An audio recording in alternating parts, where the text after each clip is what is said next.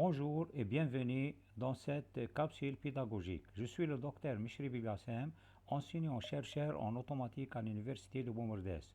Cette vidéo s'adresse aux étudiants de Master 1 en instrumentation biomédicale. Nous allons découvrir ensemble un concept fondamental du conditionnement des signaux issus des capteurs à travers un exemple simple mais très utilisé, le pont diviseur de tension ou bien le diviseur de tension.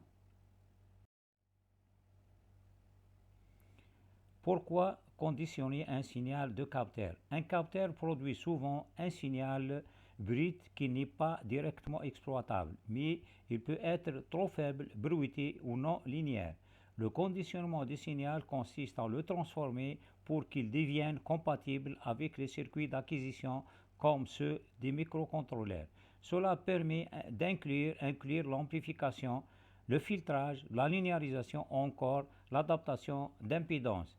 C'est une étape essentielle pour obtenir une mesure fiable.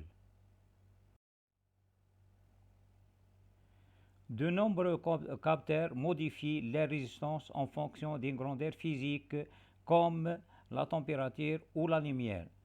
Pour exploiter ce type de capteur, on a besoin de transformer cette résistance en une tension mesurable. Le pont diviseur ou le diviseur de tension est une solution simple et efficace pour réaliser cette conversion.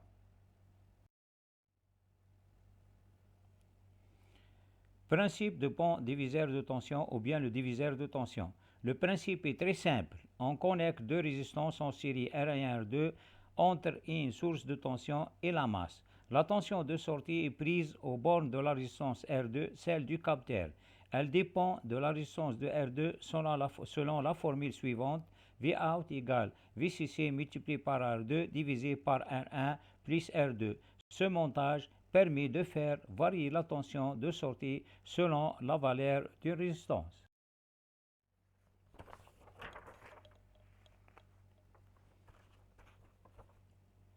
Application à un capteur de température, exemple CTN. Prenons un exemple concret. Un capteur de température de type CTN, la CTN est une résistance qui diminue lorsque la température augmente.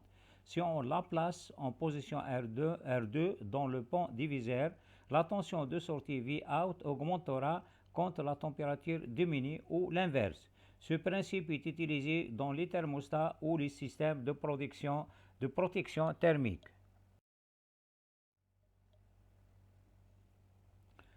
À retenir pour conclure, le pont diviseur ou le diviseur de tension permet de convertir une variation de résistance en une variation de tension.